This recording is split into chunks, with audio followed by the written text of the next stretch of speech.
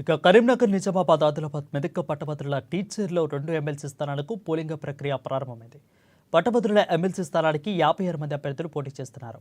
Teacher MLC స్థానానికి 15 మంది బరిలో ఉన్నారు. ఇక ఉదయం 8 గంటలకు ప్రారంభమైన పోలింగ్ సాయంత్రం 4 వరకు కూడా పూర్తి కానుంది. పోలింగ్ సరళి ఏ విధంగా ఉందో కరీంనగర్ నుంచి మా ప్రతినిధి మరింత సమాచారం అందిస్తారు రవీందర్.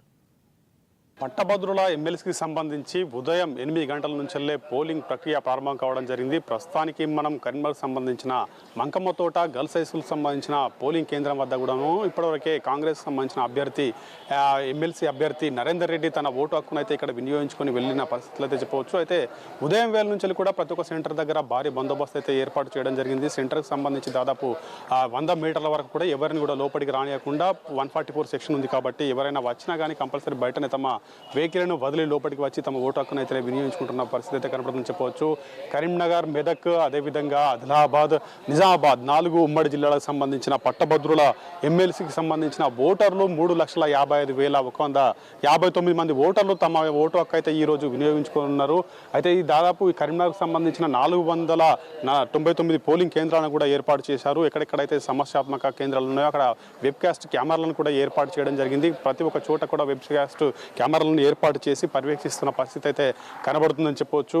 కరీంనగర్ ఉమ్మడి జిల్లా వ్యాప్తంగా ఉన్న పోలింగ్ కేంద్రాల వద్ద మాత్రం ఇప్పటివరకే ఓటర్లు తమ ఓటు హక్కును వినియోగించుకోవడానికి ఉదయం నుంచెల్లే వస్తున్నారు. తమతో వచ్చేటప్పుడు కంపల్సరీ కేంద్ర ప్రభుత్వం సంబంధించిన ఆధార్కు సంబంధించిన వారు అంటే దాదాపు 18 ఆధార్కు సంబంధించిన దాంట్లో ఏదైనా ఒకటి వాళ్ళు తీసుకొని వస్తే తమకు ఎన్రోల్ చేయించుకున్న ఆ నెంబర్తో పాటు అదేవిధంగా స్లిప్ తీసుకొని వచ్చిన అనంతరం కూడా అందరినీ లోపలికి చెక్ చేసి పంపిస్తున్న పరిస్థితి కనబడుతుంది. ఎవరు కూడా తమతో సెల్ ఫోన్స్ కావచ్చు ఎటువంటి తెచ్చుకోకుండా ముందుగానే ఇక్కడ చూసిన అనంతరమే లోపలికి పంపిస్తున్న పరిస్థితి అయితే కనబడుతుందని చెప్పవచ్చు. పట్టభద్రులు తమ ఓటు హక్కు వినియోగించుకొని ఇప్పటివరకే ప్రధాన పార్టీలైన బీజేపీ కావచ్చు, కాంగ్రెస్ పార్టీ కావచ్చు పోటాపోటీన ప్రచారాలు చేసుకున్న నేపథ్యంలో ఈ రోజు మాత్రం ఎవరు కూడా ప్రలోభాలకు గురి చేయవద్దని ఇప్పటివరకే ఎన్నికల కమిషన్ ఆదేశాలు జారీ చేసింది. కాబట్టి ఎక్కడనైతే పోలింగ్ కేంద్రాలు ఉంటాయో ఆ ప్రాంతం అంతా కూడా 144 సెక్షన్ ఉంది కాబట్టి ఎవరైనా ప్రచారం చేసుకోవాలన్నా కానీ వచ్చిన వారికి ఎవరైనా స్లిప్పులు ఇవ్వాలన్నా కానీ దాదాపు 100 మీటర్ల దూరంలోనే ఉండాలి. అక్కడ క్రౌడ్గా ఉండవద్దని ఇప్పటివరకే ఆదేశాలు జారీ చేయడం జరుగుతాయి. అక్కడ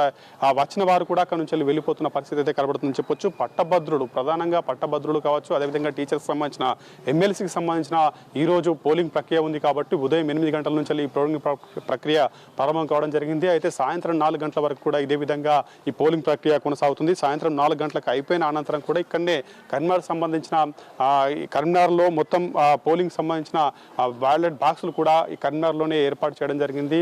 అంబేద్కర్ స్టేడియంలో ఉన్న అక్కడ సెంటర్కి అయితే తరలిస్తారు. సాయంత్రం సమయంలో ఏవైతే ఉన్నాయో దాదాపు అంటే 4 ఉమ్మడి జిల్లాలకు సంబంధించి మొత్తం అక్కడ నుంచి బ్యాలెట్ బాక్సులు అక్కడి నుంచి తీసుకువచ్చిన అనంతరం కూడా కరీంనగర్లో మొత్తం అక్కడికి చేరుస్తారు. అంటే ఇక్కడ స్ట్రాంగ్ రూమ్లో చేర్చిన అనంతరం కూడా దాదాపు అక్కడ భద్రతా సిబ్బంది చాలా వరకు ఏర్పాటు చేయడం జరిగింది.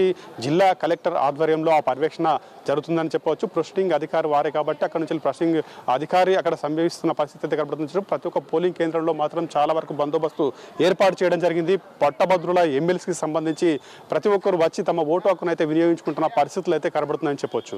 కెమెరా పర్సన్ మహేష్తో కలిసి రవీందర్, అమ్మా న్యూస్, కరీంనగర్ జిల్లా నుంచి. ఇక పట్టభద్రుల ఎమ్మెల్సీ ఓటు హక్కు కాంగ్రెస్